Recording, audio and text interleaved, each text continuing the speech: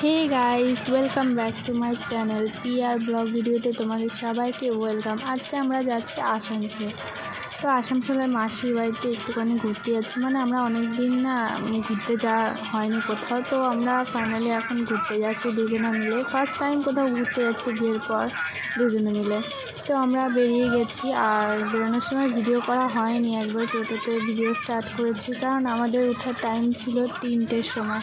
তো ঘুম এমনই জিনিস তো সবাই জানো, তো তার জন্য আর 3টের সময় ওঠা হয়নি। তো 3:30টার সময় উঠেছি, উঠে তাড়াতাড়ি করে রেডি হয়ে বেরিয়ে পড়েছি। তো তার জন্য ভিডিওটা স্টার্ট করতে পারিনি, এর জন্য একদম টোটোতে গিয়ে ভিডিও স্টার্ট করেছি। তো তারপরে এই দেখো টোটোয় উঠে চলে এসেছি, আর ভোরবেলা অনেক ভোরে উঠেছিলাম, তো আস্তে আস্তে সকাল হয়ে গেছিলো। তো সবাইকে আমি বলছি একটাই কথা, যে এই রোদ গরমে কোথাও বেরিও না, এত গরম, মানে আমাদের বাসে মানে কি বলবো, এত গরম, মানে বাসের একটা গরম হাওয়ায় আমাদের অবস্থা খারাপ হয়ে গেছিলো। তো তারপরে দেখো আমরা বাস স্ট্যান্ডে চলে এসেছিলাম তো বাস ধরার জন্য।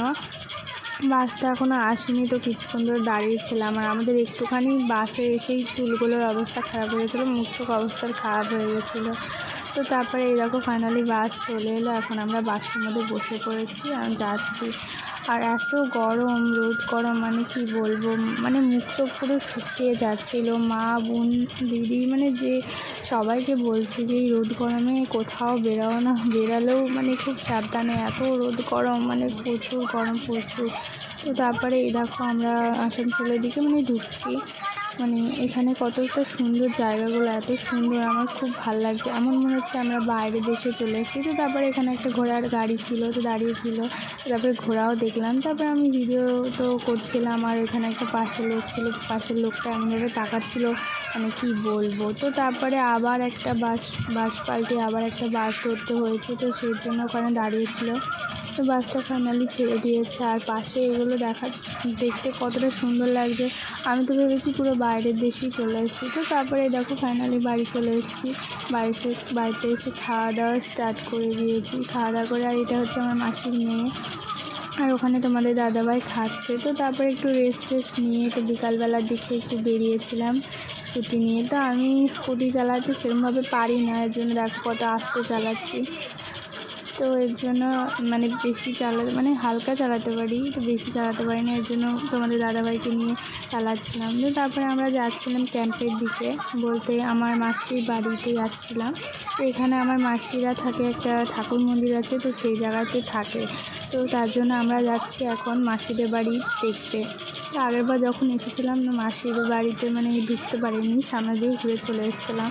তো এখন যাচ্ছি আমার বরকে নিয়ে, আমি তোমাদের দাদাভাইকে নিয়ে যাচ্ছি। আমার খুব আনন্দ লাগছিলো আমার যে ওর সাথে ঘুরতে পারছি এরকম স্কুটি করে, আমার না খুব ভালো লাগে এর সাথে ঘুরতে, আর আমার একটু বেশি বেশি ঘুরতে ভালো লাগে। তো তারপরে যাচ্ছিলাম দেখো, আর এখানে জায়গাটা এত সুন্দর, আবহাওয়াগুলো এত সুন্দর, মানে খুব সুন্দর, খুব সুন্দর। সবাই যদি আসো না আসানসোলে, এসো, দেখবা কতটা সুন্দর জায়গা।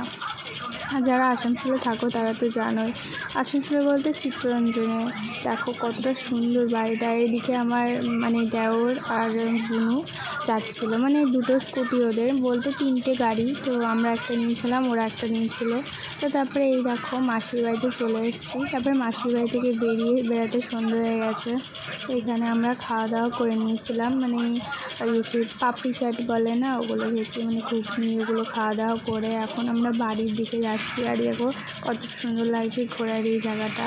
আর এখানে হচ্ছে ঠাকুর মন্দির, মানে যেটা বললাম মন্দিরে থাকে। তো এই দেখো এই জায়গাটায় করে থাকে ওরা, ওই জায়গাটায় থাকে। তো এই দেখো বাড়ি চলে এসেছি। তো ভিডিওটা আজকের মতো এইটুকুই। তো ভিডিওটা ভালো লাগলে লাইক, কমেন্ট, শেয়ার করে দিও, চ্যানেলটাকে সাবস্ক্রাইব করে দিও। নেক্সট ব্লগে দেখা হচ্ছে, ততক্ষণে সুস্থ থেকো, ভালো থেকো, টাটা।